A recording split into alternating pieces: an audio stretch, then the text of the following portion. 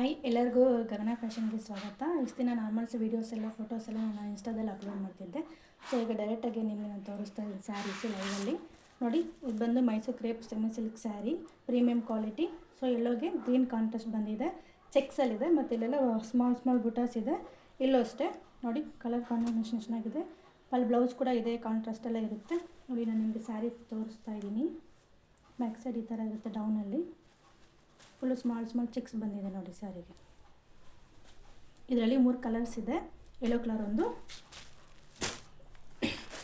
ಮತ್ತು ಇದಕ್ಕೆ ಗ್ರೀನ್ಗೆ purple colour ಬಂದಿದೆ. ಇದು ಸೇಮ್ ಅಷ್ಟೇ.